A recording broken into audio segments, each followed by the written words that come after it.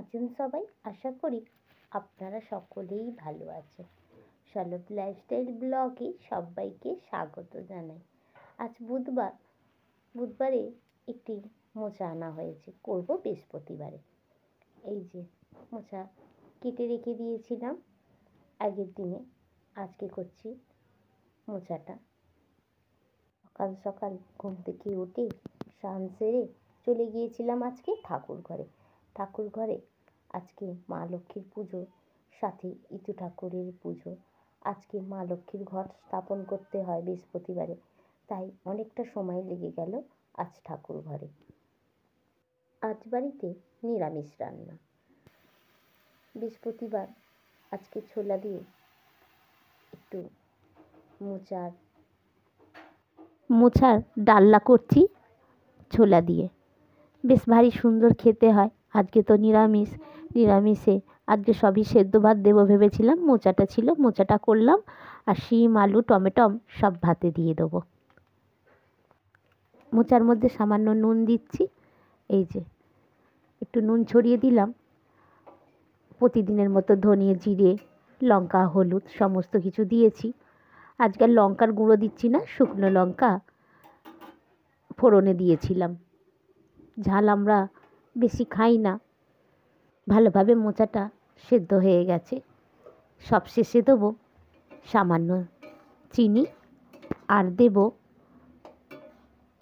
গরম মশলা আর ঘি দিয়ে নাবিয়ে নেব মোচাটা।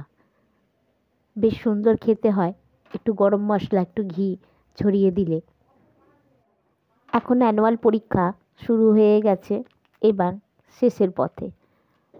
4-5 তারিখের মধ্যেই আমার ছেলের অ্যানুয়াল পরীক্ষা সব শেষ হয়ে যাবে।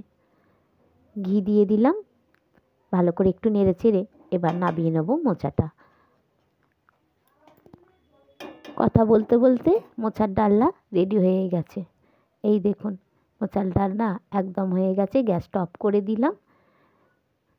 আজকের দুপুরে এইটাই মেনু থাকবে। এদিকে ভাত দেবো বলে সব কিছু বার করে নিয়েছি, চালটাও ধুয়ে রেডি করে নিয়েছি। শিমগুলো সুতো দিয়ে বেঁধে নিয়েছিলাম, এই যে ভাতে দিয়ে দিচ্ছি। চাল তুলে দিয়েছি, চলুন ভাত ফুটতে থাকুক। সব একসাথে ভাতে দিয়ে দিলাম। দুপুর এখন 1টা, চলুন দুপুরের খাবার খেয়ে নিই। আমার ব্লগ আপনাদের কেমন লাগছে আমাকে অবশ্যই কমেন্টে লিখে জানান। ভালো লাগলে ছোট্ট একটা লাইক করুন, প্রচুর ভিডিওগুলোকে শেয়ার করুন। সবাই ভালো থাকবেন, সুস্থ থাকবেন আর সাবধানে থাকবেন। ব্লগটা কেমন লাগলো অবশ্যই আমাকে কমেন্টে লিখে জানাবেন। ভালো লাগলে একটা ছোট্ট লাইক করে দেবেন। চলুন সব শিম আলু টমেটম শুকনো লঙ্কা একটা ভেজে নিয়েছিলাম, চলুন মেখে নিই, দুপুরের খাবার খেয়ে নিই। ভিডিওটা এখানেই শেষ করছি। ভালো লাগলে ছোট্ট একটা লাইক করে দেবেন।